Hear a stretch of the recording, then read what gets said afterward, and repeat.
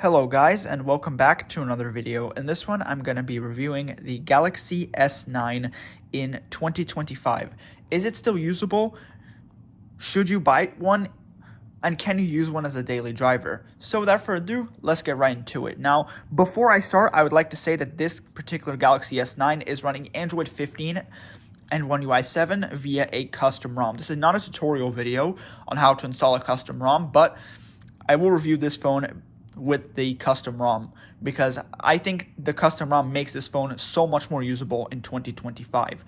So let's start off with the build quality. This phone has still very good build quality in 2025.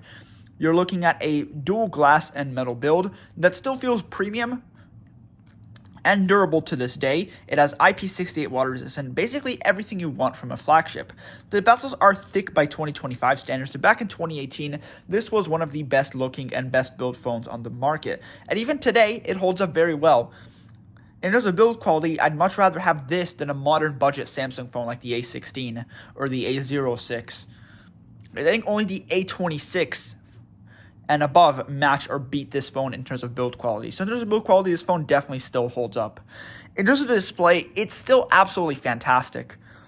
It is a 1440p AMOLED, and really my only complaint about it is that it's only a 60Hz screen, but that was normal back in 2018. Other than that, it's still a great panel.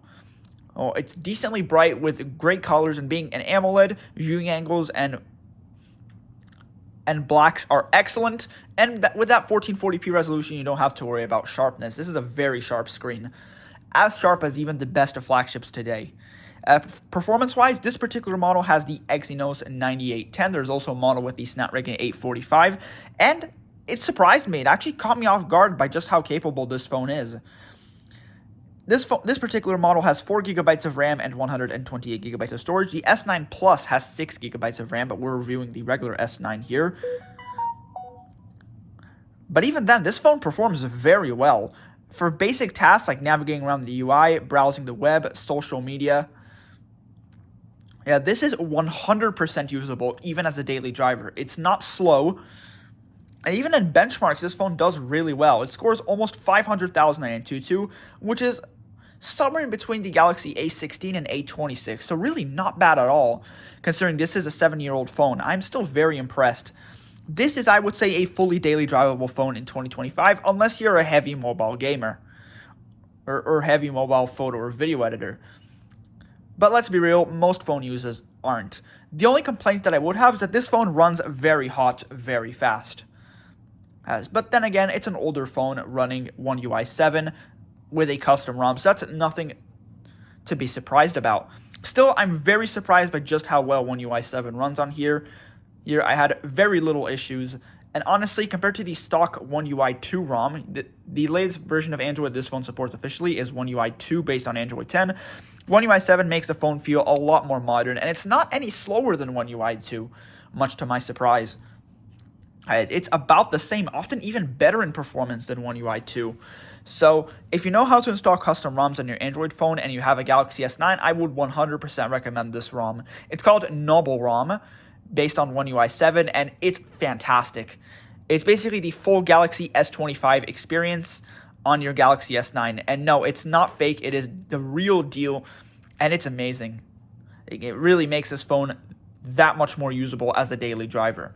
Camera-wise, this phone has a 12-megapixel main camera, which is all right. It gets the job done. Of course, we're talking about a 7-year-old phone, so it's not going to be amazing, but it does the job. And it even has a variable aperture, which this phone was one of the first phones, maybe even the first phone, to have. It also has 4K video recording, which, once again, Samsung's latest budget phones can't say they have. So yeah, this is really not a bad camera at all. And what, the phone just froze. What the heck? Okay. Wait, let me try. Yeah, the phone literally just froze and shut off. All right, it's rebooting. But yeah, the camera on this phone does the job. It's definitely far from amazing, but you can shoot some decent photos on here. And if it's your only camera, it's probably perfectly fine. I would get this phone over an A16 in terms of the camera. Once again, it's very similar to Samsung's modern budget phones. For the front camera, unfortunately, this ROM, I don't think the front camera works on this ROM. I think it's an 8 megapixel front camera. Let me check. I actually forgot how many megapixels the front camera is. Wait, let me check.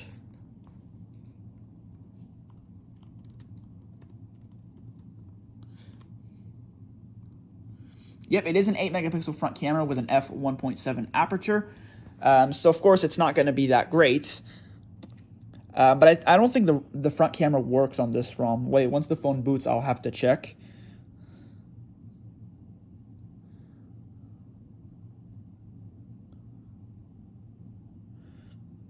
I think it did like a system update here or something like that.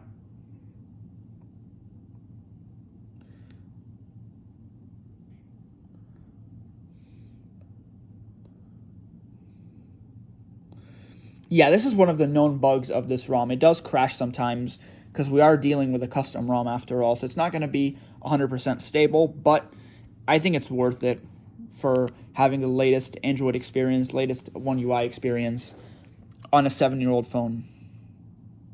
But yeah, it can be a bit buggy. Well, very buggy. Depending on the ROM, of course. Yeah, let's just see if the front camera works in this ROM.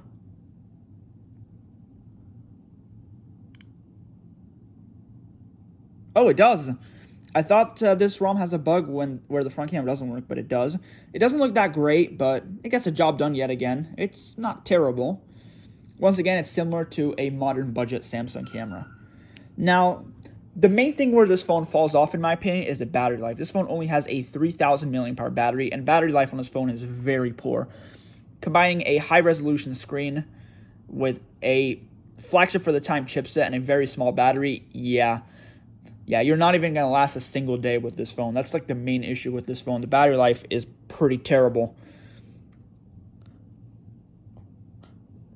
So yeah, if you really care about battery life, then this is definitely not the phone for you. Speaker quality is pretty good. This was actually the first Samsung flagship phone to have dual speakers, and this was one of the biggest improvements from the S8 to this phone. The Galaxy S8 had really poor speaker quality. This phone does not.